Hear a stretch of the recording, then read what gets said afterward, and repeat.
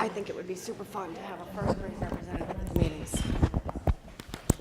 Actually, something to think about. A middle school. Okay, good evening, everyone. Good evening.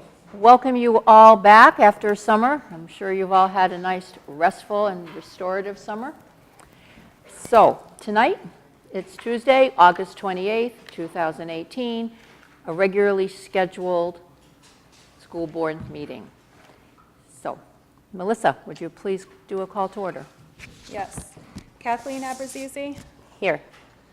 I see that Jason Cipriano is currently absent. Caitlin Parnell. Here. James Sweeney. Here. Karen Yusenka. Here.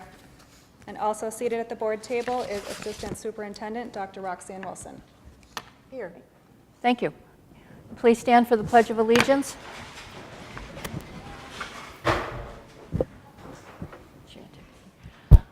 I pledge allegiance to the flag of the United States of America and to the republic for which it stands, one nation, under God, indivisible, with liberty and justice for all.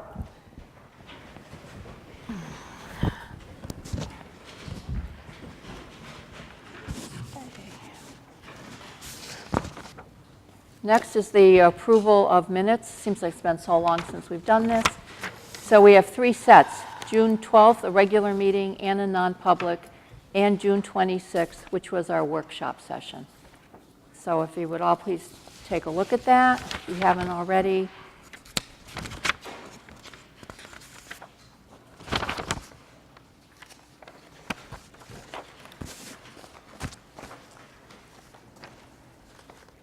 When you're ready, I'll entertain a motion to accept the minutes as presented. So moved. For a second? Second. All in favor? Unanimous vote. Thank you very much. Thank you. Next, we have public comments.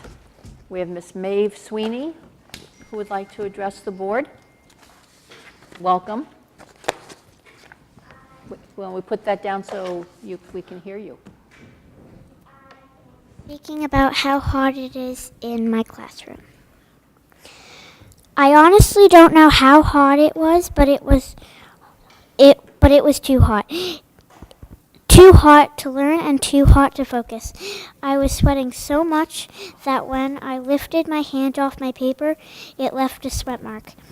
We only have 2 fans in our classroom, and Mrs. Carberry closed the shades as well, but it didn't help as much.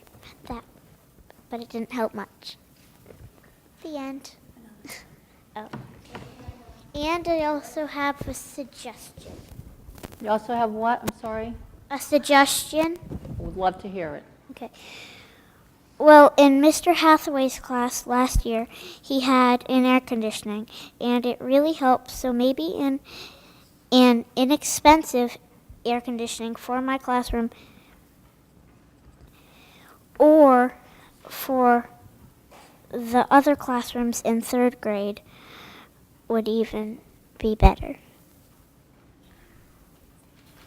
Thank you. Thank you, Maeve.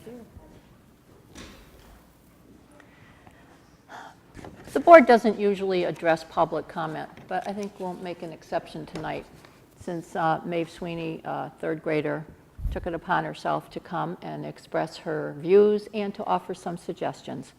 I think it might be something that we can have a conversation about. Does the board agree? Yes. Can I ask some questions from Mr. Geary? Is that okay? I mean, as far as what was done today to help? He has that as part of his report. He's going to have that in his report. Oh, okay. You want to take it under his report? No, because then Maeve might not be here. And I think Maeve deserves some kind of answer to her suggestion. I think it was a good suggestion. I think, I know that you are in a classroom that is in the 60s wing. You and the others in that 60s wing. And those rooms are problematic because they don't have insulation and the sun just beats in on them. That is one problem that if the school had passed, wouldn't have been a problem for you today or next year, okay? And so there's some question about, I think, equity in the classrooms. Just in the actual physical rooms, the heat that goes on. But there's also needs to be some equity in what I think, my personal opinion, is what staff does to mitigate the heat. Some classrooms were having popsicles, or they had the opportunity because it was in their schedule. They got a little break because they got into another room, they got into the computer lab, or they got into a cooler area.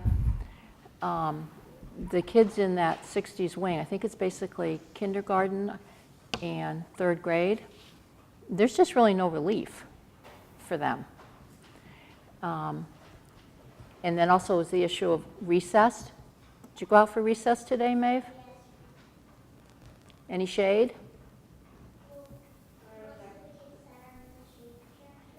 Under the shade structure. Yeah.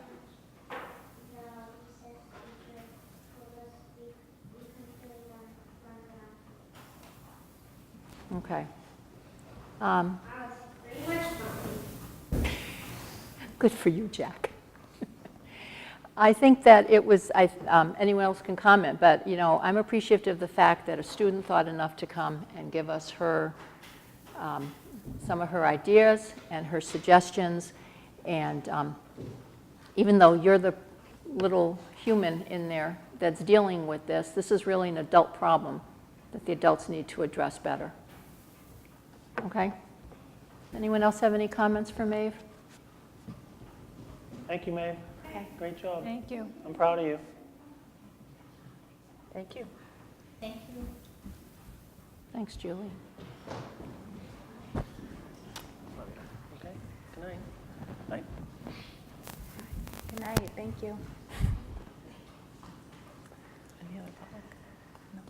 Okay, moving right along to current business. Oh, nope, sorry, administrative reports. Mr. Collins, sorry.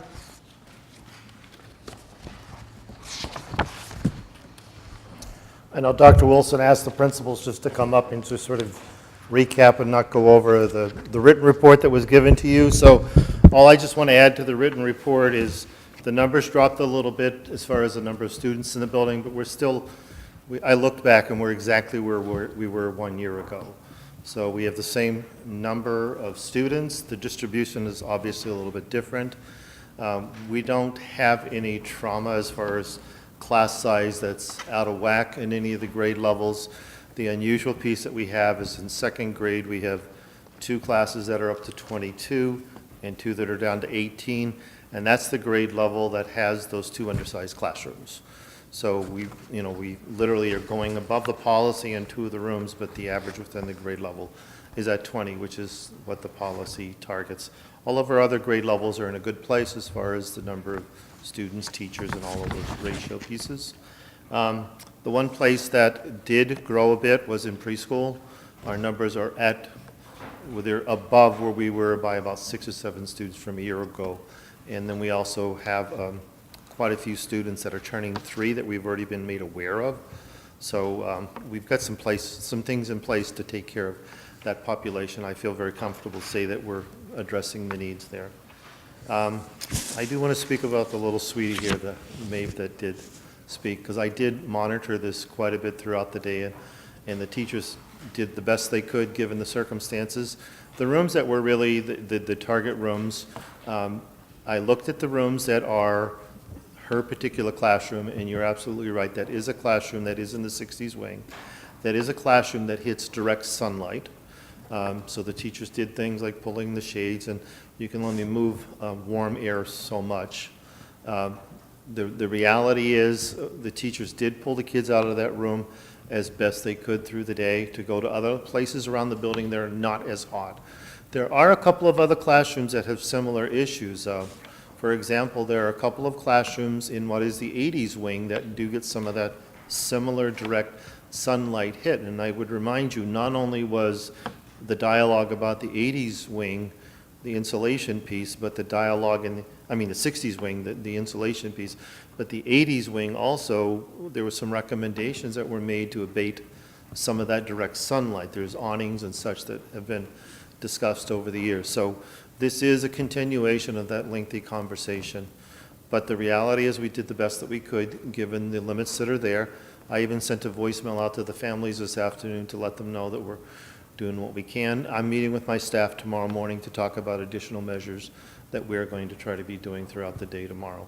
I don't want to get into a lot of details, but the reality is we do need to continue working on that one. I understand we have at least one more day of this, if not two. We only have 2 days this week, and hopefully next week things turn into some level of normalcy. The other thing that I really want to speak very directly to is the security upgrades at the central school in the front lobby. We've basically locked down the front of that building. We had a few little minor door issues today because they literally finished the electronics tomorrow. Some of the mechanical pieces, Tom and I've been working with the maintenance crew just to address some little minor issues that are there. But we've locked down the front of that school. We've always had it locked around the building. When a visitor does come to the school, they're going to have to go through one checkpoint at the front. They can get into the building. Once they've gone through that little buzz through the secretaries in the office, they'll come in. You can only now go up and down the stairwells. If you want to go into the building, you're going to have to go through a second checkpoint at the office. We've moved around some secretarial staff, really invigorated the technology around all of the monitoring that does exist.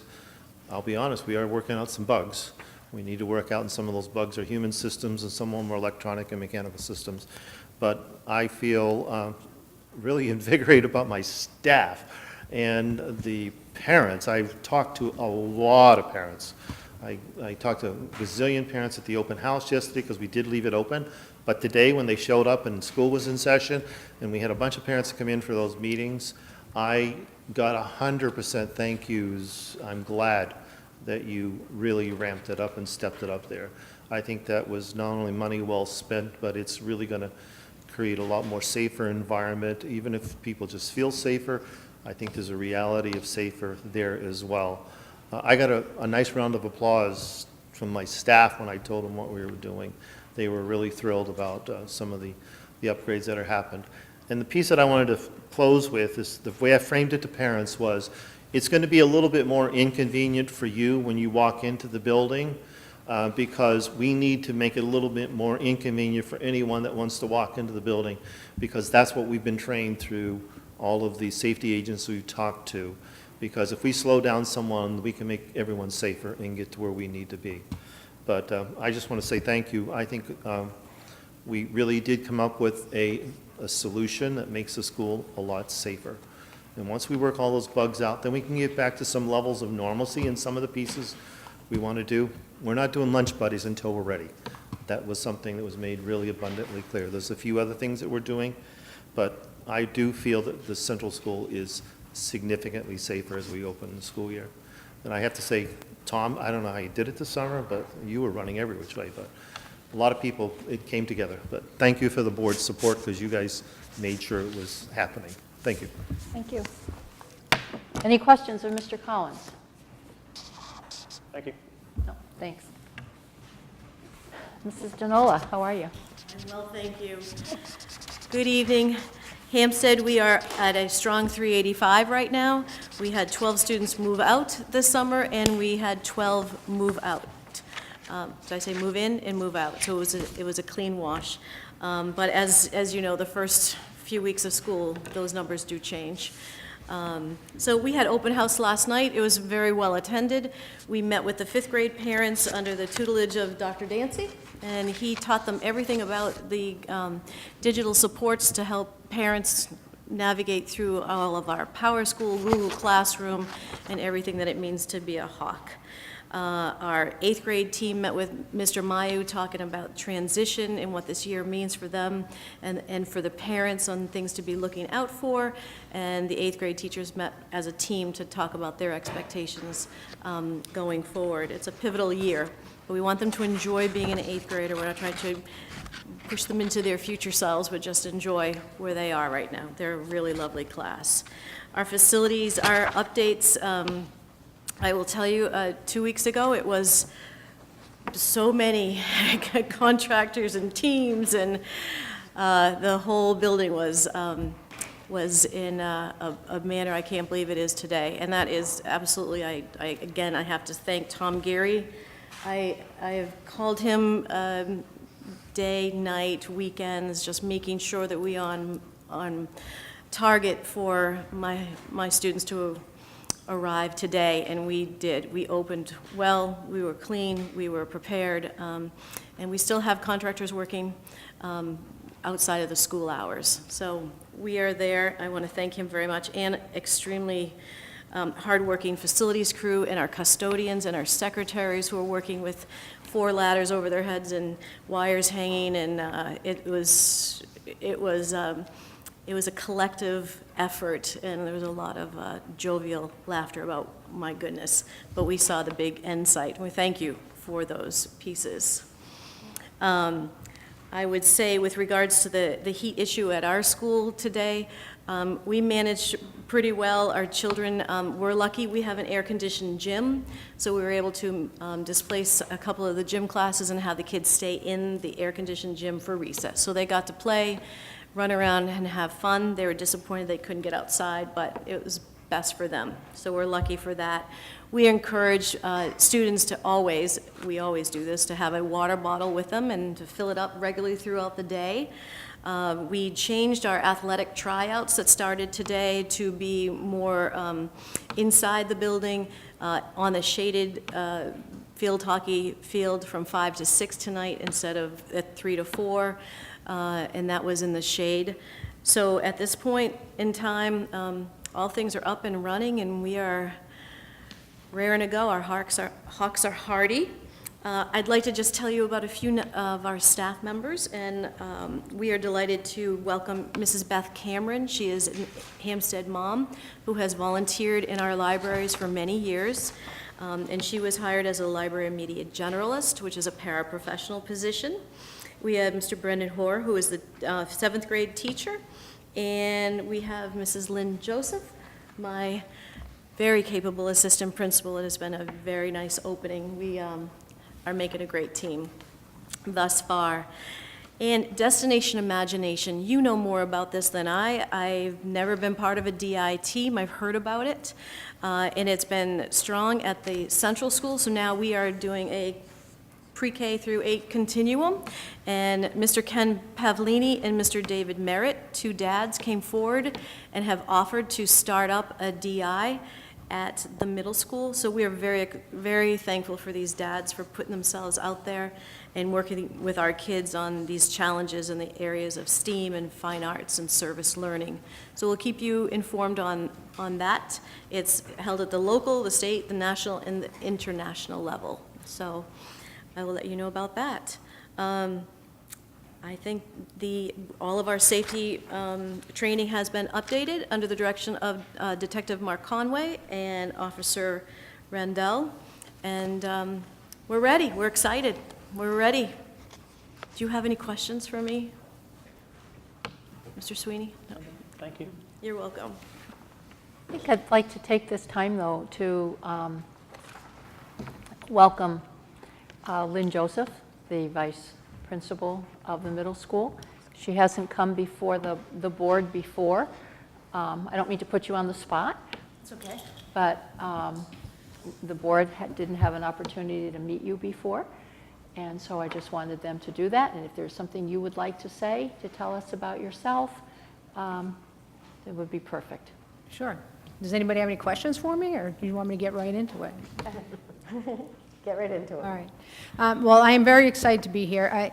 As Mrs. Denola said, she was talking about our open house last night, and at the end of open house, I was looking around to people, and it was actually more of a family reunion than an open house.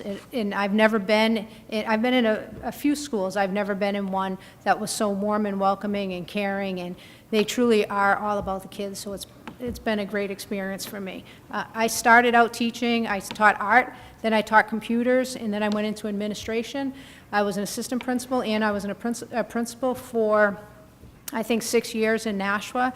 And I kind of I kind of happened into that position. I was in as an assistant for a while, 3 years in Nashua, and absolutely loved that position. And unfortunately, the principal at the time had a massive stroke, so they moved me into his position. And his wife actually pressured me into taking that position. So I did take that position. I can tell you that story another time. But I always just missed the children. I was further away from them. I didn't spend a lot of time with them, and I really missed them. So that's why I went for this position, and I got it, and I'm very happy, and I thank you for giving me this opportunity. Well, welcome. Thank Thank you very you. much, and thank you for sharing that with the board. And so everyone knows that you were kind of a unanimous pick by everyone involved. And so we are very happy that you're with us. Thank you very much. I'd like to ask to add one little addendum to mine. It's a surprise. This has been sitting in my office for quite a while. I've known about it, and I haven't shared it with anyone. But this was a student creation, and I'd like to read the top to you. From the class of 1989, okay, that was when the Central School edition, the 80s edition we talk 87, about, yeah. opened up, to the class of 2019. So when I moved into the Central School office and cleaned up all the Bob Little stuff for years, a couple years later, I found this buried in the back of a file cabinet that he left to say that it needs to go forward. It's actually Kathleen Charappa, I think, was the principal at the time. So I opened the school year by sharing it with the staffs. So I'm looking forward to having a class meeting with the class of 2019, which is our current fourth graders, so we can finally open up and see what's inside. So we're going to play with it all year and probably do things like see if they can research and predict what someone might have left them in 1989. So we'll have a big to-do about this time capsule. Caitlin, So- were you in the class of 1989? I was not. I was in the class of 1991, I guess, for fourth grade. If you know, you can't tell them. So who was the principal? Was it Bob Little, I can't or remember. Kathleen Charappa? Who was here? I think this was when Kathleen was at the Central School. I think she was there when that edition opened up. But the only identifying information in the bottom is the name of a parent, Lisa DeMarco, who was a very big volunteer in the schools many, many years ago. So I don't even know if they live in town anymore, but I just wanted you to know, I've got a fun thing that I'm going to be working with this year at the Central School. I've been sitting on this for a few years. I was wondering if I would stick around long enough to open this thing, but that was my motivation to sign my contract this year, to come back for one more year. But anyway, I'm looking forward to opening this up. We'll talk to you more about it later. Yeah, make sure we know what's in it. We Oh. can't wait. Oh, yeah. It's to the class of 2019. It will be up to them to share with the community because it's addressed directly to them. Perfect. Thank you. Thank you. And could I just highlight a couple of these reports, unless you have questions that you'd like to have Doris or Karen or Dr. Dancy get up to speak about, but. I'm fine with highlights. Yeah, the highlights is, for professional development, I just want to say, along with the principals and the assistant principals this year, they've done yeoman's work in getting things ready for training and for the new staff coming in. As you can see, there's lots of professional development, so we've been busy getting ready for the students and the staff. Karen Gallagher, I want to extend, both she and Francine have done a lot of moving this summer, and we want to thank you for your patience and your efforts there. They moved their office out of the Central School again to allow for some intervention rooms because we're very tight on space there. And the special ed office, if you haven't seen it, it's actually a very nice renovation that Mr. Gary was able to oversee. And I think they're going to be comfortable there in terms of the things that they need to get done in that office. So it's a new environment for them, but stop by and say hello. As well, technology, I just want to give some kudos to Dr. Dancy as well with all of the technology. He's been working 10-hour days trying to get all of the accomplishments in terms of the new wiring and the new cabling room, and half of his Director of Technology report here I don't understand, but that's good. Because I know there's been a lot of work with updating network switches and server arrays and fiber internet, and did a lot of work on the website for the communication piece as well. So I just wanted to highlight and then thank the staff. I asked everyone to come today as just kind of it shows you who we are in the work that we do together. So we will continue to move forward with a lot of that. Yeah, thank all of you for your efforts all year long and everything that you did over the summer to get ready for this year. Thank you. On to summer projects. Gary?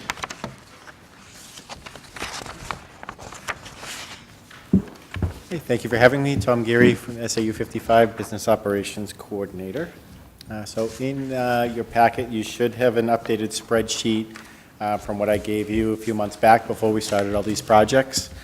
We have added a column. You'll see estimated cost was the one I gave you before, and then costs to date, which is what we spent on each of the projects currently up to today. As Mr. Collins indicated, we made a lot of security improvements at the central school. Those are still ongoing. So far, the cost to date for fiscal year 19 is $17,265. Removal of the end-of-life portable classrooms. We have not been able to execute that as of yet, only because the St. Anne's Parish was interested in receiving the property, and they're going through the town offices on steps they need to take in order to receive that portable classroom. In order to put music on the stage, we needed to add an additional egress. That came in well under budget, as you see. The reason why we carried so much was just in case we needed to remove and replace the entire wall. I wanted to carry a number so there were no surprises. In fact, we were able to use the existing movable wall, or the movable partition, and install a door into that and have stairs custom fabricated. So not only are they rigid and safe, they're also lightweight or light enough for the custodial staff to move them. As you know, we have recreation in that area as well. Moving down to the middle school, security improvements are still in process.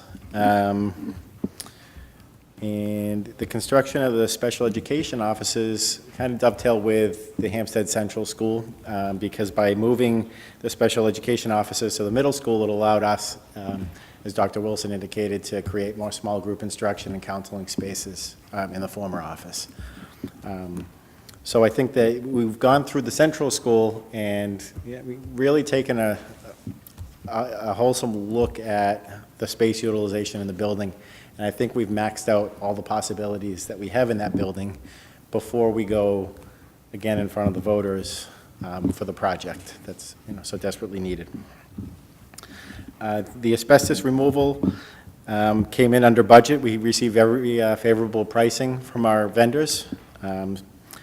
I'd say that's about 80% complete. The only outstanding item is the former server room in the middle school, right off of the main hallway. We have to wait until December break to do that because Dr. Dancy's equipment needed to run until he set it up in the new server room. So we couldn't disturb that equipment until his project was complete.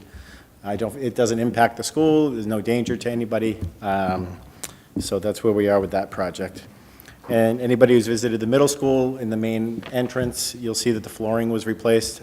Took out the old carpet and put in a vinyl tile that needs no maintenance. And I call it the floor that'll pay for itself because over the lifetime of the floor, the savings from maintenance goes back to paying for the floor.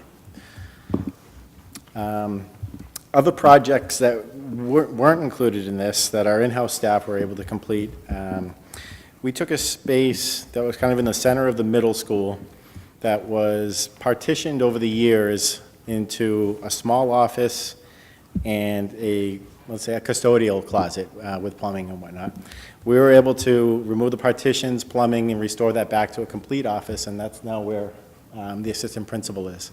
And I think it's a good example of distributed leadership throughout the building. There's a space now where it's welcoming. I mean, kids can come in and see her. She can see what's going on in the hallways from her office. And I think that was a really good project we were able to execute. No, I think it's a good idea, just, educationally too, instructionally, not just facility-wise, but I think it's a good placement to have the two leadership positions in different places, Yep, spread out throughout the school. sure. I think it's going to work nicely. And I mean, big kudos to our facilities team, our custodial staff. While most people, it's funny in our field, in the facilities field, people say, oh, it must be nice, having the summer off. And that's not the case, right? That's when the real dirty work happens to make everything nice. And it was nice to see today, visited the buildings with Dr. Metzler and Dr. Wilson, to see kids back in it and bring life, right? Because these projects are, they're nice to do, but when you see the end user enjoying it, I mean, it's rewarding. So. Yeah. I just have to say, I think what you did, you and your team did, was remarkable. I was in both schools twice over the summer at different times. And when I first went in, I'm like, whoa, Yeah. are we going to get here? Then I came in the second time, and it was like, yeah, it's a little bit better, but really? We're really going to open on the 28th? And yeah, we did, and you did it. Yeah. So, kudos to you and your team. Oh, thank you. I'll pass those along Really to the team. wonderful. Yep. Thank you very much. Does anyone else have any questions of Tom? What did you end up doing at the central school to help offset the heat? Were any dehumidifiers brought in? Do we have any as a district? Do we own them? What? We do not own enough equipment to dehumidify the entire central school. So one thing that we put into place last night and even going into tonight and the following days is we're leaving the ventilation on 24/7. So rather than shutting it off when everybody leaves for the day, we're hoping to pull in a lot of that nice cool air at night and try to exchange some of the air. Windows on that are above grade, not on ground level, will be left open. We have, burglar alarm systems to deter anybody from taking advantage of that. So we're limited with the infrastructure we have at the central school, as you're all aware. But I can say that we took readings every few hours of temperatures, and I know that Mr. Collins, has some space to give some relief when it comes to bringing kids to an air-conditioned space. What were some of those readings? I'm curious. And how did they go up, or how did they fluctuate during the day? Sure. So we were really all over the map throughout the building, which is attributed to it being, kind of a building that's where its systems are at the end of life. So we were reading anything from 70s to 80s throughout the building. So there was nothing 90 in the building? There were no buildings that were temperatures of 90? We were creeping up to the high 80s in a lot of the spaces the last I checked when I left the office this afternoon. Yeah. I'm glad that everyone's, managing it. That seems to be the phrase. We're managing it, and we're coping with, and we're doing the best we can. And I get that. I think we just have to question whether or not it's in the best interest that we do this. And I'm going to go out on a limb here and just say, as long as we're going to have a full day of school and there's no talk of an early release or anything, I just want to remind parents, it's up to you. You can come go get your kids half day if you want. It'll still count as a full school day for them. You can pick them up half day and go home. No worries. So I'm just telling you, that's an option that parents have. So, okay. Is there any way to get a dehumidifier, at least in that 60s wing, at least in the upstairs of the 60s wing? Because, heat rises, and when I was at the open house, when I walked from the 80s wing to the 60s wing, I mean, it was a noticeable increase of the humidity. Yeah, sure. So would there be any feasible way to address the humidity in that wing? Like I say, with any improvement, anything is possible, right? So I'm happy to go back and get pricing for rental equipment or even purchasing equipment and provide that back for the board's consideration. Yeah, see, I mean, it's like tomorrow is supposed to be a hot day, so. Right. And I want to forewarn everybody that tomorrow's warm, but with the 60s wing being uninsulated too, we might still be facing those same issues on Thursday with some of the temperatures. So. But I think- mean, as far as going out and getting prices for rental equipment and coming back to the board, I mean, when I hear that, I'm thinking that's another 2 weeks. I mean, Right. is there something more? But I immediate? think that we have to realize too that this isn't going to be the last heat wave Right. that we go through for the schools. Right. So, I mean, I'm prepared to come up with a plan and put pricing together if the board so wishes. What do you think? Should we at least get the information? I don't know. I mean, the heat wave's going to be for the next 2 days. And Right, then- but then the end of the summer. And that's the end, and then, we'll have it at the end of the school year again next year. In June, we have the hot days. Sure. And then it'll be next year and the year after that. Well, I guess. I'll tell you what, if the AC was like that at Raytheon, I wouldn't be at work. And if the SAU was like that, no one would be at the SAU if the temperatures were like in my daughter's room. So, I mean, do you think it's worth it to at least I know find everybody, out? I know, yeah. Yeah, the no, price then? I'm on board. I I agree know with you. everybody says, oh, it's just a hot day, it's only gonna last a couple of days. And we're but managing it. I know, if I I can, asked my daughter. The kids that are sitting in there. If though. I can though, as a SAU employee, I did work half the day outside today. not- So no, I'm not I just, saying that, but I in just general. wanted to I'm not clarify saying that, that, but yes. the point is, there are spaces that are air conditioned. Yeah. And I'm not saying they shouldn't be, because I understand those people work year-round. That's Yes. not an issue, and I don't think that's a real fair comparison. My concern is that we do have kids, though, that are sitting in the heat. Sure. And if nobody's going to call an early release or anything, I'm still telling people, pull your kids out. Just take them home. That's your choice. I know people who did it today, and do it again tomorrow. I just don't know if it's going to help right now. Well, so I'm kind of thinking, like, at the middle school, we have the air-conditioned gym, and we have the air-conditioned cafeteria, so they have options, and it's not as humid in the middle school. Right. We have 2 floors at the central school. We have a wing that we know is troublesome, and they say with these heat waves that you have to watch out for children and the elderly, and here we have children.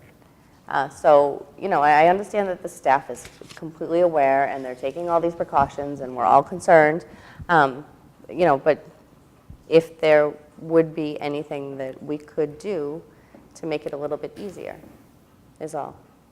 That's what I would like to say. Because I think, it's important, especially when you get to the start of the school year, for the kids to be included in their classroom.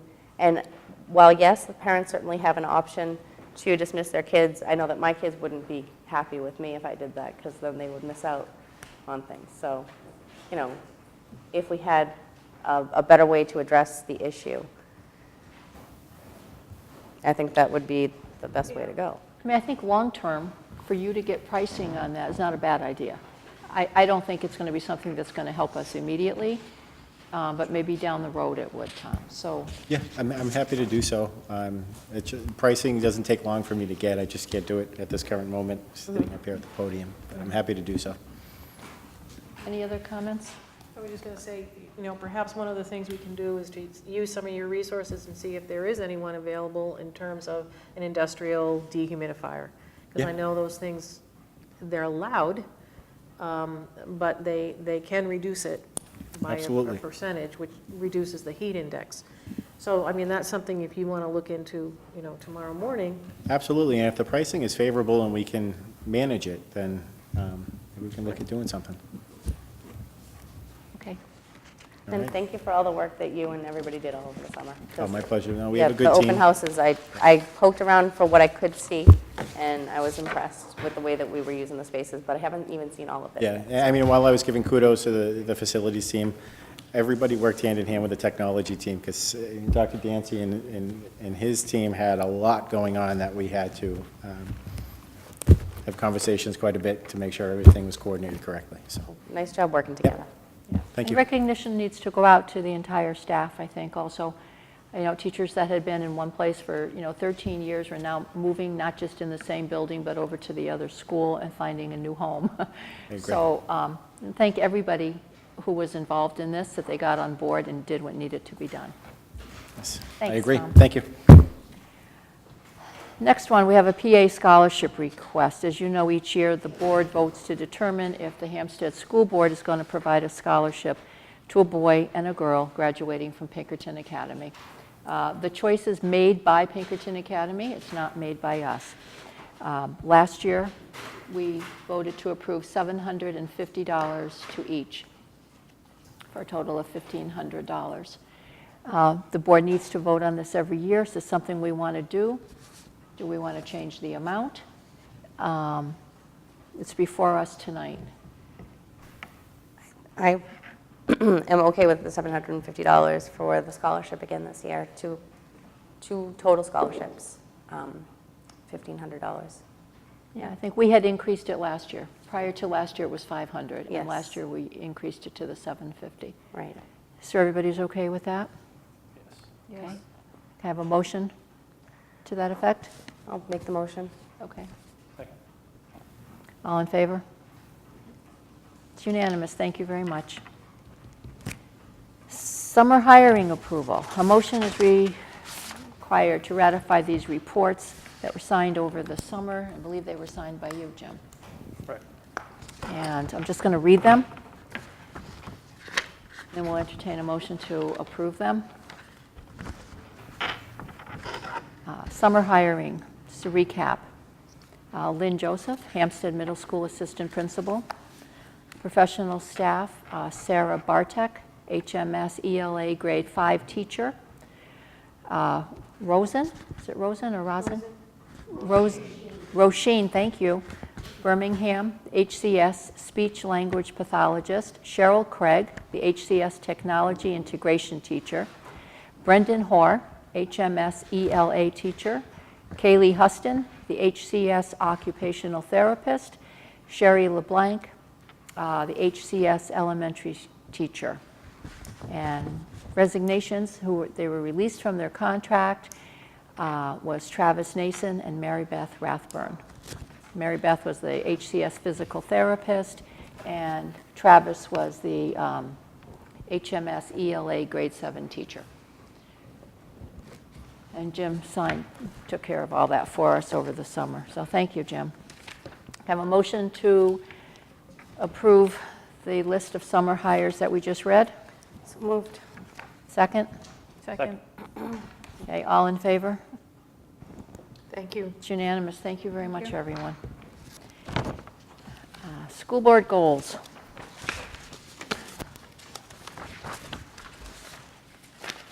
These were the drafts. This is a draft of what we discussed at the end of the year. Everyone was in attendance then except Kathleen, who has since though seen a copy of it, I believe. Some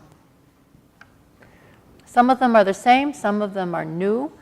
I think I want to take a minute and maybe just go through them. And so that everyone's not just hearing my voice, maybe we can each take one and read it. Caitlin, would you read the first one under curriculum and assessments? Sure. To support a curriculum that includes competency-based assessment and integrated lessons. Okay, that was pretty similar to what we had in the past, so it's a continuation. Homework, to assess and act on the homework policy by December 31st, 2018. As you know, we're starting a new phase in that this year, and the board will be expecting a report on how that's going by the end of the year. Jim? Oh, FLES, foreign language in elementary school, to support the development of a FLES curriculum. The board talked about this for a while and decided that it was important. We thought that that was something, if we're going to do it, we should do it seriously and start it in the elementary grades.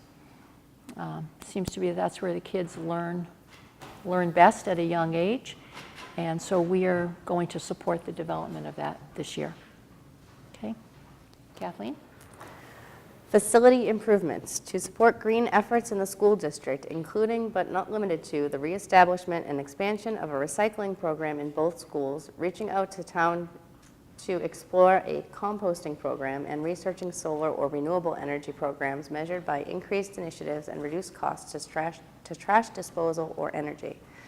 Continue to educate the public about the inadequacies and the need to secure funding for renovation and improvements of the facilities in order to meet current state minimum standards for education and recommended safety requirements. This will be measured by creating a long-term comprehensive facilities plan. We had this last year, and unfortunately didn't really spend the amount of time or put the effort into it, so this year we hope to do a better job. Caitlin? Communication, public relations, school board initiatives. To engage directly with the community through public meetings and leverage technology to disseminate information and resources for educational topics which affect the Hampstead School District. The board will work to increase the responsiveness on the part of the district and promote transparency in communications and board actions. To monitor and report twice a year on the progress of the yearly action steps toward the long-term goals of the school district's strategic plan. And again, that's a continuation, something that we strive to meet every year. Budget, to develop an executable budget 2019-2020 for the school district that supports a culture of continued improvement and focuses on student academic requirements in a fiscally responsible manner. Jim? Student well-being, to support and fund initiatives, programs, hires that are designed to promote the physical, emotional, and social well-being of our students. Safety and security, to support and fund initiatives, programs, hires that are designed to provide increased safety and security for our students and staff. All right, so I missed the work session. Yes, you on did. this one. And when I was going through this today, I was surprised by the foreign language in elementary school goal. I understand that this is something that the Timberlane district does, and I haven't really looked too much into it as far as what it entails. So my concern, first and foremost, would be time. Is there time in the day? Do we feel that this is achievable? Well, if this is, part of what we need to do is research this. Okay. And how to implement it as well. All right. And I know in Timberlane, when they started implementing it, they started it from the young grades 1 through kindergarten 1 through, each year they added a grade. So Kind of like what we did with the Chromebooks, I think. Yes, I mean, Except for going similar. up. Okay. But the notion, to do it with fidelity, you really need to do the instructional piece with the content that's being delivered. It's not a separate class. It's someone coming in this is what I know about FLES. It's someone coming in who knows the language, who can instruct it, and works with the classroom teacher to be able to deliver some of the vocabulary, because a lot of it at that level is vocabulary development, along with some of the concepts that they're trying to put forth for either vocabulary, if they're doing something with numbers, so it's built upon itself. And I'm probably doing a terrible job, but this is what, off the top of my head. Well, no, I appreciate it, because even that's more information than what I had. So, yeah, like I said, I was just shocked to see that there. I didn't know that this was even on the radar. But so when our goal is to support the development of FLES, then that doesn't mean that by the end of this year we'll be rolling it out next year necessarily. This is Not your goal? necessarily. Not necessarily. Right. We had this is- talked about it, to yeah. look into it, to explore it, and to develop it, and to see what we can, and to look at different methods to see how it is done in different schools. One thing that I found in my research was that you're concerned about, do we have time to do this? But it's kind of, at the lower grades, it's done simultaneously. Like when you're teaching numbers, it's one, well, it's uno, it's two, it's dos. Right. And so the kids kind of, it melds together, and the kids are learning both at the same time. It's not Okay. a separate time block to Class, do that. Right. All right. So, I mean, but we do need to study, we need to research, we need to look at examples. Right. And to come up with, again, this will be a committee's work, it's not going to be just one person's work, but someone from the board, should be represented as we kind of go through this exploration ourselves. We're fortunate that we have a model right next door, because I know that there are other districts in New Hampshire who are very interested, and I think have started it, but I don't think, I haven't seen them in districts nearby. So, and Timberlane, this is, I think, go out on a limb saying, I think this is their 5th year. So they've built it through the grades. And that would be part of our exploration, is perhaps visiting what it looks like in an elementary school. Okay. You okay with that? Yeah, I'm okay with it. It makes me a little bit nervous because it's something new, and, you know, I worry about the kids, and are we going to be putting too much on their plates? And, you know, if they have unidentified learning disabilities, is this going to exacerbate that issue or what? But it's been done before, so. And I think it does speak to our mission statement of we want them to succeed to their potential in a changing world. The world going forward is bilingual and multilingual. So I think looking into this and seeing how it's going in Timberlane, and because we do have that really nice next door program to look at. So I think it could be a really good opportunity and really will enhance their education overall. Oh, I see that too, and I have friends whose families are bilingual or trilingual or quadrilingual, and I mean the children excel and they do great and they do wonderful. So yeah, I would just have a lot of questions about it is all. So I'm happy to know that it would be more of a committee. Yeah, many people do have questions about it, so that would be part of our journey, is going to learn about it and what the options are available for us. Okay, good, because I wasn't sure if reading it, it was like we were going to copy from Timberlane and paste over here, is all. Never do that here. No, we never do that here. Okay, You good. know that. Just making sure. Okay, can I have a motion, please, to accept the draft, to accept these as our 2018-19 school board goals? So moved. Second. All in favor? Thank you. Thank you very much. Everybody? We'll get that out there so that people are aware of it and start tying in some of our goals to your goals, which obviously we've known about these in draft form, so we've been thinking about these right along anyway. Right. With the facilities improvements goal, obviously last year, I think it was Caitlin and Karen that worked extensively on the renovation project in committee, and we were supposed to have another committee as well working on the more green efforts. And I know that you had some work obligations that were preventing you from being able to attend some meetings from time to time. Is that accurate? Is that right? No. No? All right, that's what I was under the impression of. Anyhow, I just wanted to express my interest and willingness to serve on that committee should it be needed. Good, thank you. Okay? Yeah, that would be great. Thank you. Next, homework policy, first read. Dr. Wilson to present the proposed revision. In your package, you have the old policy, and then we have a draft one. And I just want to take a few introductory remarks.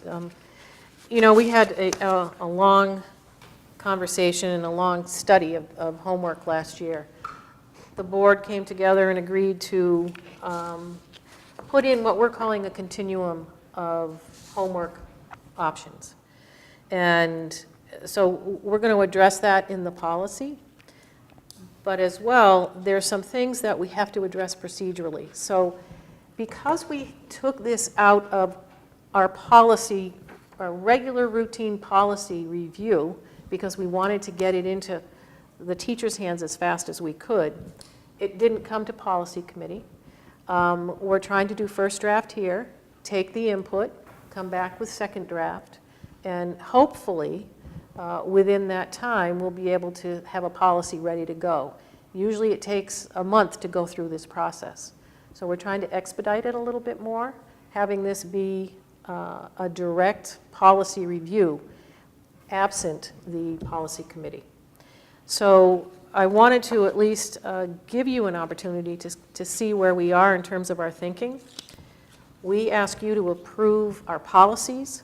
We don't ask the board to approve procedure, but the procedures go hand in hand just in terms of how we are trying to get the work done. So that's why I included both in here, but not the, I just wanted to make sure it was clear that I'm not asking to approve the procedures.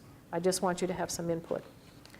So when you look at the policy IKB, one of the first things we tried to do in terms of actually defining what homework is, we came up with those 4 criteria that were associated with the recommended report at the end of the spring. Making sure that teachers understand that students, that homework assignments, when given, because we have a continuum now, when given, they have to, the students have to understand the purpose, they have to understand the relevance, and it has to be doable. So it's not something that, you know, we're going to send home assignments where the kids don't know how to do it. And they have to be able to apply. So those 4 criteria are essential to what is meaningful homework. That will have to be trained. Our teachers will have to be trained. We'll have to do some exemplars. We'll have to talk to them because some of this is a little bit new for our teachers. But we wanted to take that connection to what is homework. It's purposeful and meaningful, and these are the things, this is how we actually describe it. So you're going to see a reference in that in the homework. We also wanted to make sure that we were clear in terms of the expectation of communication with parents, so we put that in the policy. We also wanted to make sure that it was communicated that homework will have feedback of some kind. You know, it's up to the teacher to decide what that feedback is going to look like. But if kids are going to take time to do homework, then there needs to be some type of feedback. So that's in the policy as well. The continuum, if I can just explain it to you in the public, in essence is, and this was based on the report that you all accepted, in grades kindergarten through 2, there is no formal homework to be assigned. So there's no homework. But the teachers will provide parents with recommendations or some resources, mainly probably listed on their website, that parents can go to if they wish to extend their child's learning in certain areas. And it's always a personal, you know, teachers are very willing to talk to parents about any personal help that, you know, their child may need. So K through 2, no homework, but resources will be listed. In grades 3 through 5, assigning nightly homework is not required, but it's only going to be assigned if it's purposeful and meaningful and the teacher has that criteria.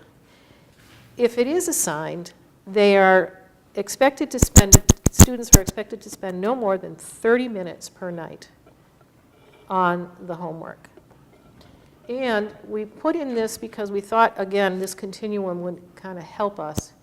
We put a provision in there. If parents don't want their child to participate in homework, they just need to tell us and let us know.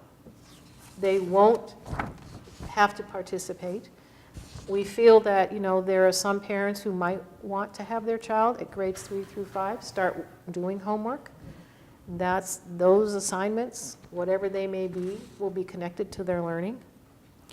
But if parents want the opportunity to do something different, they can notify the principal and say, I don't wish my child, it's similar to, you know, I don't want my child having their picture taken, or I don't want my child to participate in, it's kind of a blanket statement that we don't wish to participate in grades 3 through 5, whatever the reason may be. We don't approve it, the parents notify us and we say, okay. Homework isn't graded at this grade level, but it is reported out if there's a way for us to report it out under the effort or work habits area. So that will be a little bit different. But one of the things we're still talking about, and that will be squared away in the procedures, is if we're even going to grade at all at this level. And that conversation, we have to have a little bit more information with some of the teachers. And in grades 6 through 8, Assigning nightly homework, again, is not always required. You know, we don't do it every single night. But it is, at this level, expected. So homework is going to be done and is expected at grades 6 through 8. The maximum time and complexity on these activities will gradually increase. So 6th graders will be doing 60 minutes, no more than that. 7th graders, no more than 70, and 8th grade, no more than 80 minutes. Again, at these grades, homework participation will be reported on the report card, but it's not generally reported under a grade. It's generally reported under work habits or effort, whatever the terminology is on those report cards. We do have policies in place already about vacations or educational opportunities. So we've already got some language in there already. And, you know, Hempstead's been very good about doing case-by-case situations with every parent and children and realize that that's still going to be the case. So a lot of what I'm looking for tonight is just some feedback on the policy. I do have one recommendation in terms of making a change. I can, you know, if you want to get into yours, I can just tell you what I think needs to be changed on this. There's one piece that in second review, I think is different than some of the other policies that we've had. You want me to just go right into it? Yeah, go ahead. The first 1, 2 sentences is really about more opinion and values than it is about the actual policy. And so what I'd like to do is to delete those first 2 sentences and just start it with a sentence saying, you know, homework will be designed, quality assignments, taking into consideration these 4 components, because that's the factual piece. So that was going to be my recommendation in terms of the revision. And then I'd be more than willing to hear any feedback in terms of your comments. My questions are, teachers are going to be expected to communicate with parents about homework. However, parents are expected to communicate to the building principal if they are not participating in homework? Yeah. Just notify the principal, let us know, so that we can figure out, you know, who's participating and who's not. Why wouldn't it be the teacher, though? Why would it go to the principal? Well, it could. It could be the teacher. But we thought it would be important to make sure that the principal also was aware so that we could monitor it and make sure homework wasn't going home. So. To me, it's just more of a teacher conversation than a principal conversation. Okay. Well, Just as a parent. And this is the stuff we would have done at policy, so I appreciate it. And we can make that change. I don't think that's a major issue.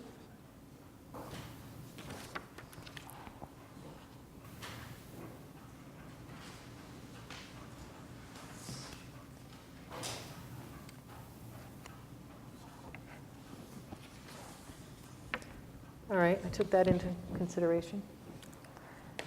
I am wondering why we're including this source piece under the 4 components.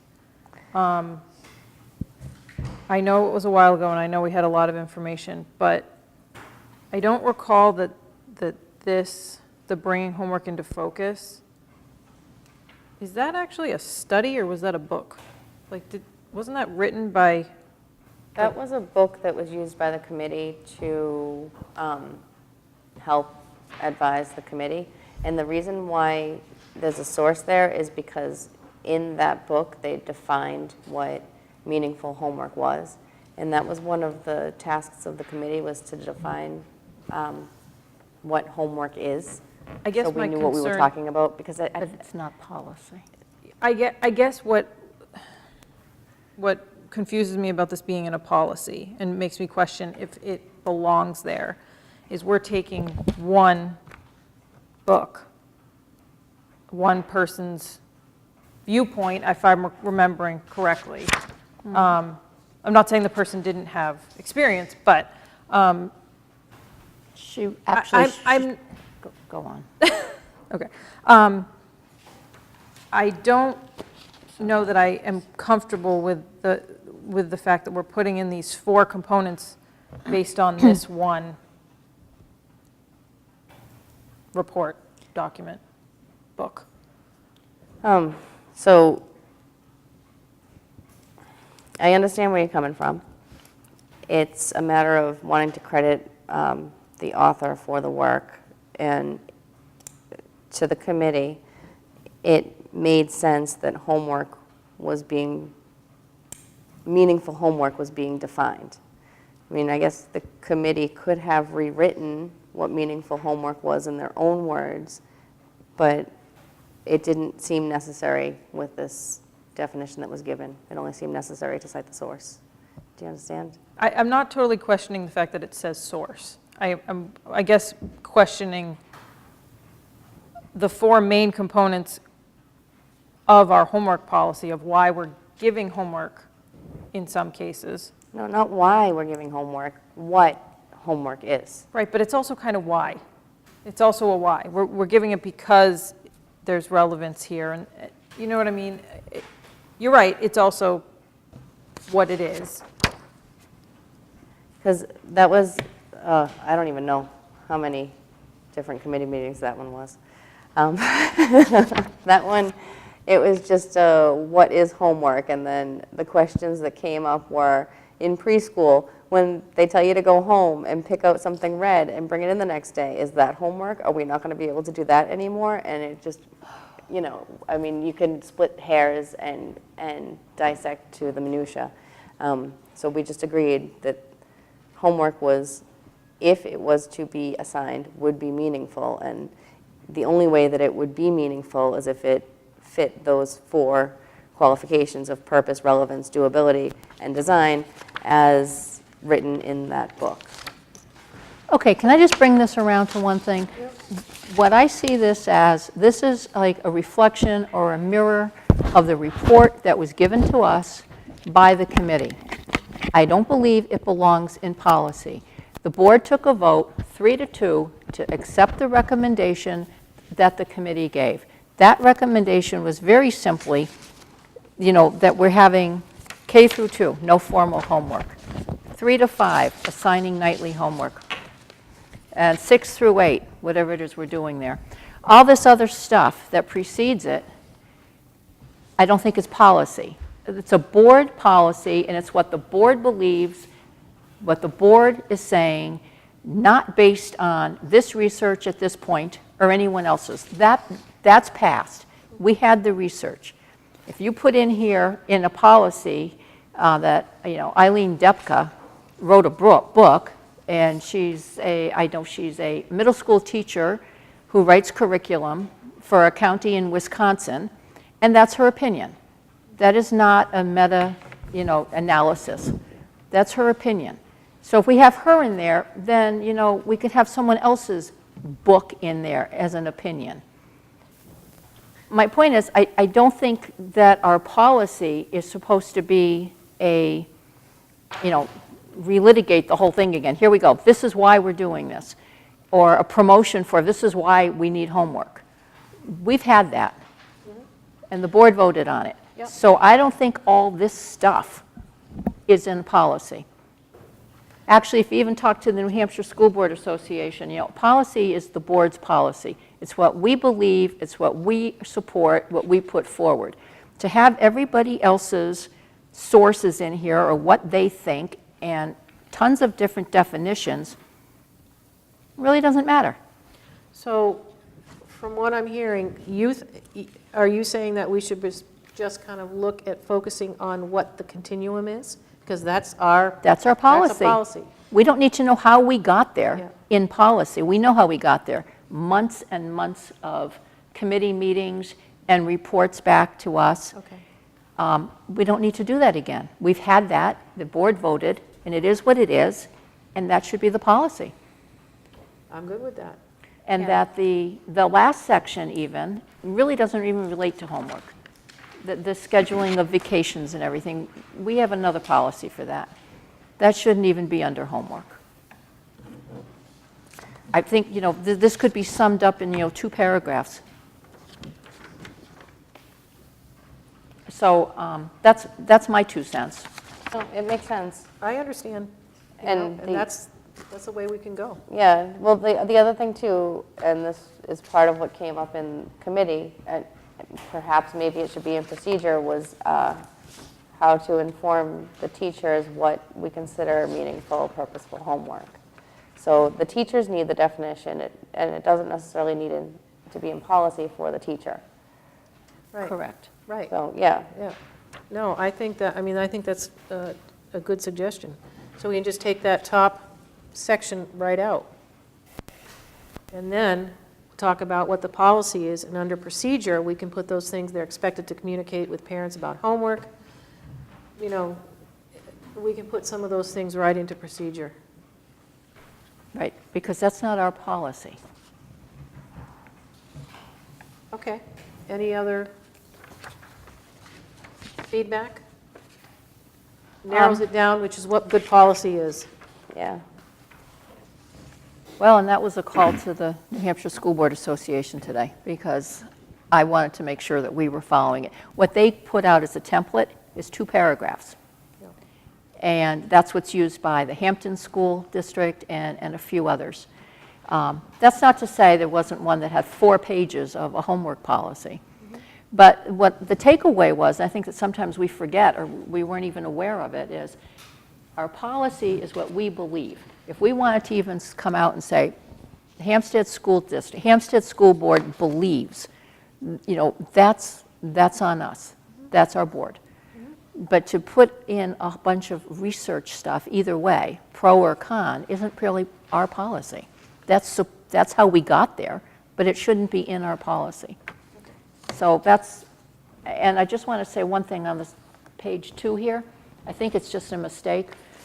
1, 2, 3 sentences down where it says, complexity of these personalized extending learning activities will gradually increase nightly. Oh, Isn't it supposed to be yes. per grade level? Yes. It's not going to, nightly, it's going to be from 6th grade to 7th grade, so it's going to be per grade level. Yeah. Okay. Will gradually increase at each grade level. Correct. Yeah. Okay. And this is a really good example of what we actually do in policy. So I appreciate the feedback. Anyone else? I'll bring it back for second read at the next meeting.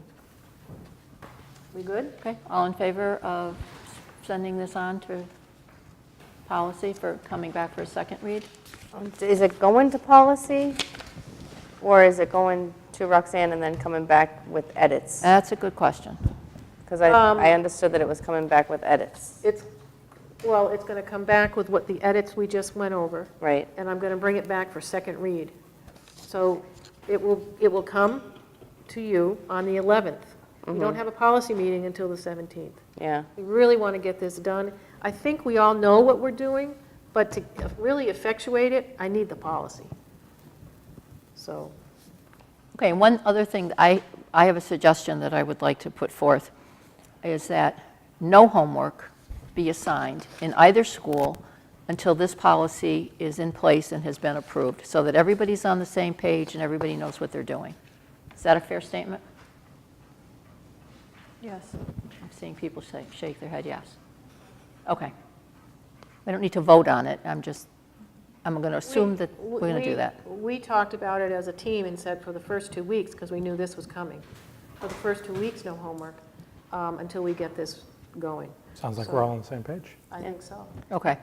So think no most of the homework time- until after the 11th, which will be your policy reading for the second read. You still have time to make some edits. Give me, feedback if you want. Okay. That's fine. But thank you for that clarification. I think it makes it a lot clearer. Okay, moving on, school resource officer update. Yeah. At the end of the day, what was resolved as recently as last night, Dr. Metzler and myself, along with Police Chief Bowden, Emily Rushberger from the Budget Committee was also there. I'll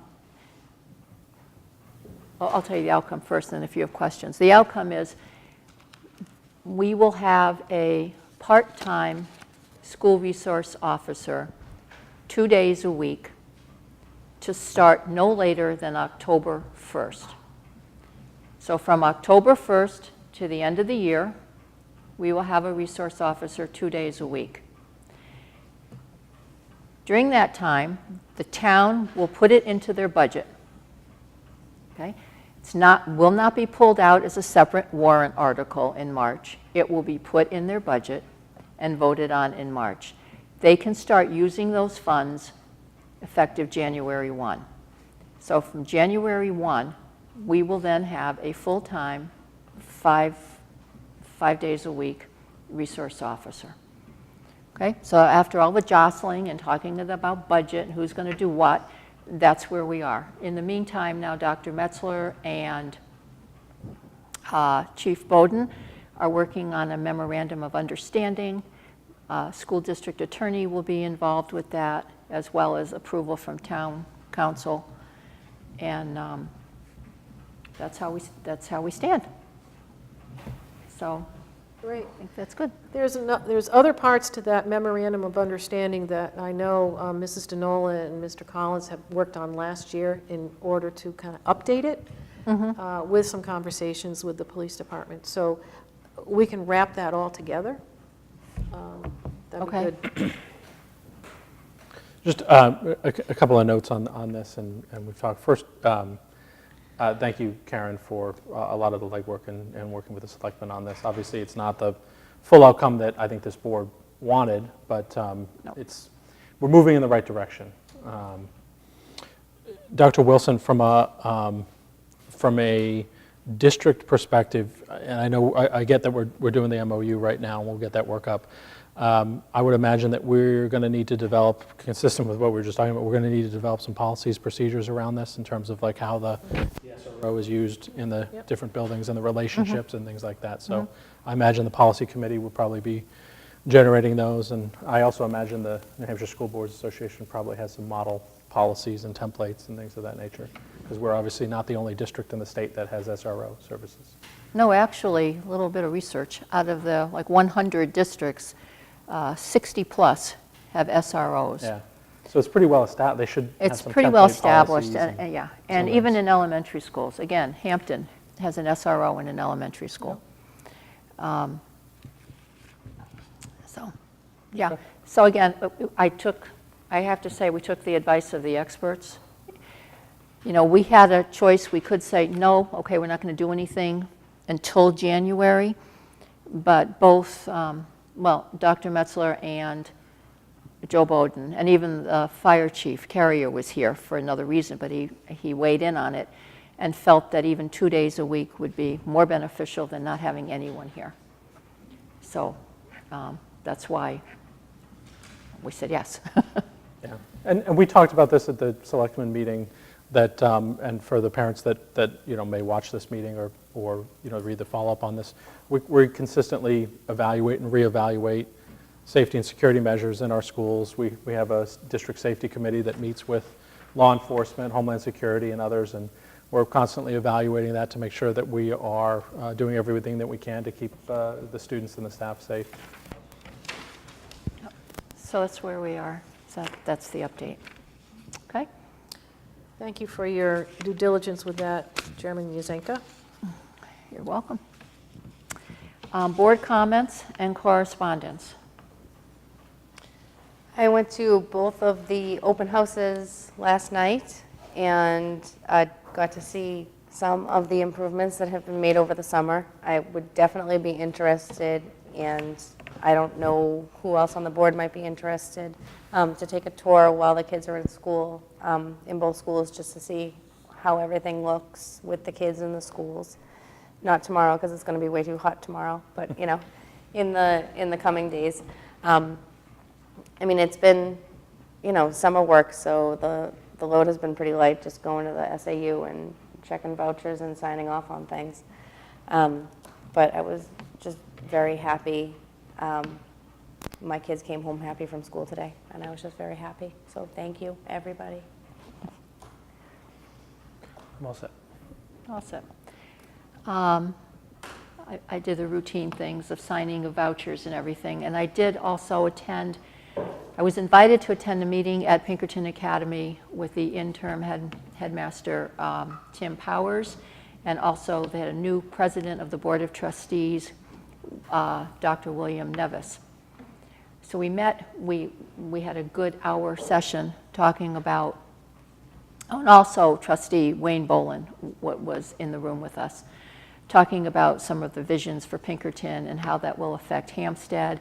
And coming down the road, we will probably be looking at our contract with Pinkerton to see where we move forward with that. So that's good. I'll keep you posted on that, actually, with what we're doing with Pinkerton. But absolutely, I'd like to say also, no problems. One of my questions was, any problems with the Hampstead kids in any area? You see them falling behind anywhere or not quite fitting in? Nope, none at all. Very happy to have our Hampstead kids there. They're doing a great job, and it's a nice fit, as it has been for many years. So that's about it. Standard SAU business, just like everybody else, making sure we're getting through the material that's over there.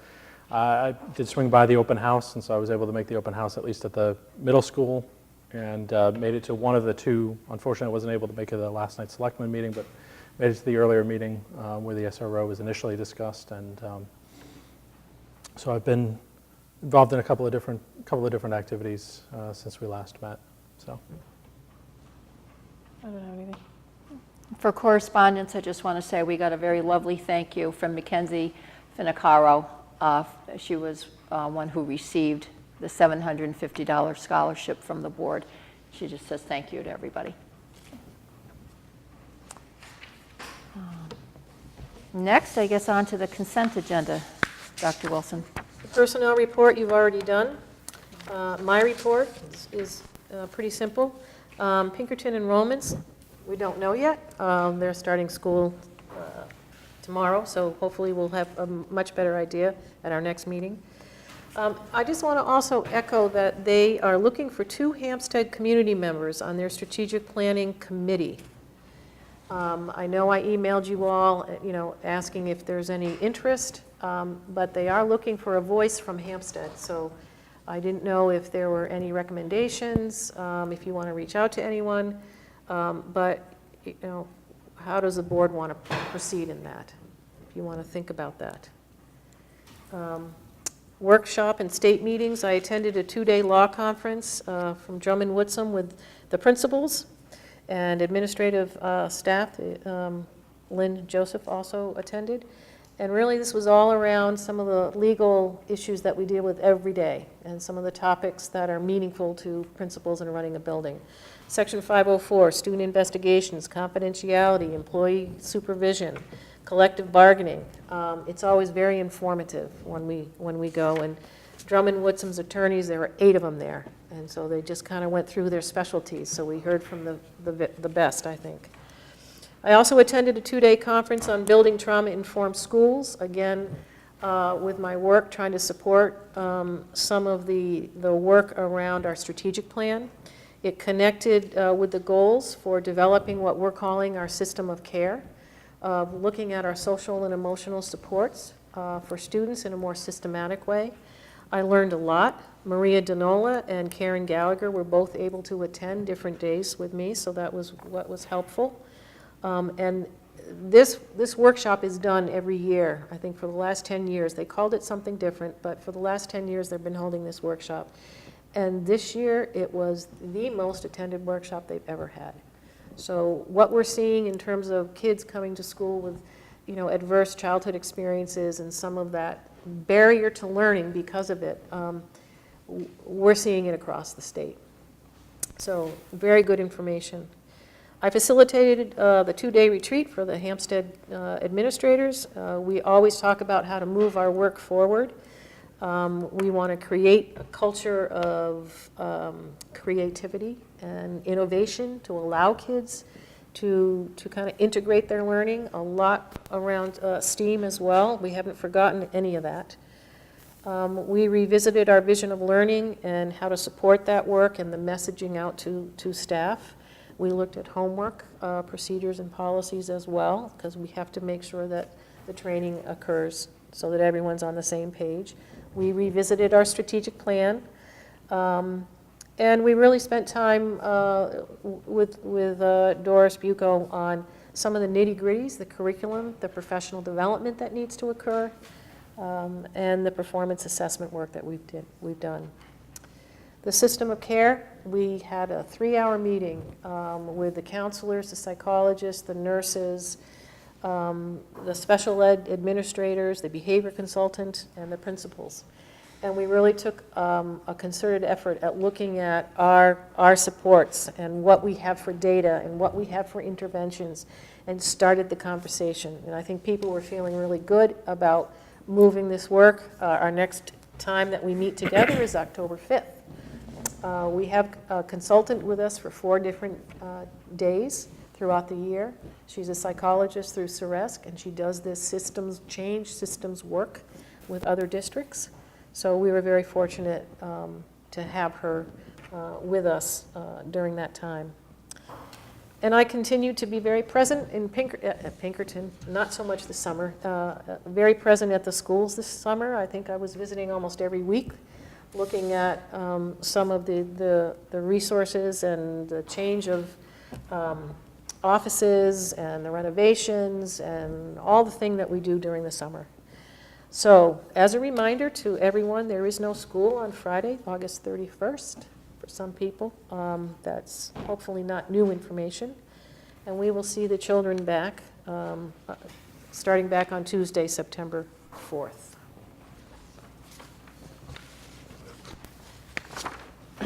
So as far as the committee that Pinkerton is looking to form, it doesn't necessarily need to be 2 school board members or even 1 school board member. So you're just looking for 2 members of the Hampstead community to volunteer to work on the strategic plan for Pinkerton. They're going to have some meetings in the evenings. I don't know when they've scheduled them. I haven't gotten that information. But they have a lot of sending schools coming together. It's going to be a big committee to start with in terms of getting feedback. But that's why they want to make sure that, every town has some representation. All right. I know that I cannot do that. I can't take on more. How would we get the word out? Should we do, how do we get the word out to the community? I think my recommendation is if we want to push it out, then put it on our school site, push it out, and that way we get, at least from a parental perspective, we may have a parent that steps up. And obviously, if they have kids in central or middle school and they have a vested interest in the long-term outlook of Pinkerton. So you want me to advertise it on the website? Yeah. Sure. Okay. Next week, we'll have some information on it coming through streaming. Okay, Or streaming. You need a process, though. I mean, it would be a nice problem to have, but we need 2 people.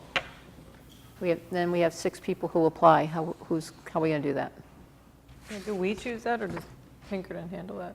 Like if No, they want 2 people. They don't want to choose anybody.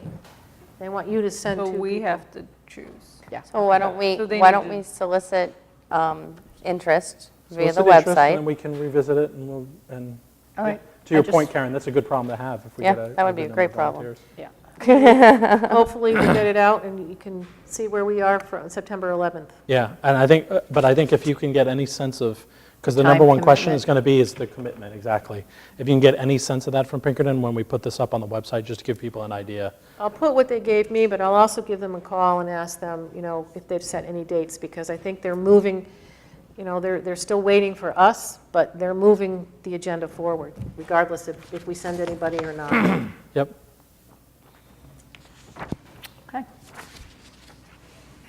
So motion to accept the consent agenda. Second? All in favor? It's unanimous. Thank you very much. Thank you. Other business, old business? Being none. We do have a non-public, though? I'll make the motion to Personnel. go into non-public under RSA 91A:3, paragraph 2, part C, and I'd like also part L, just so I can give a quick thing, Okay. for you. Part C and part L. I'd like Mr. Gary to stay for non-public, if that's all right with you. Sure. So second? Right? Yes. And cable, you can go home. Can I poll everybody? Yes. Everyone? Kathleen, Yes. Jim, Caitlin, Yep. Karen? Yes? Yep.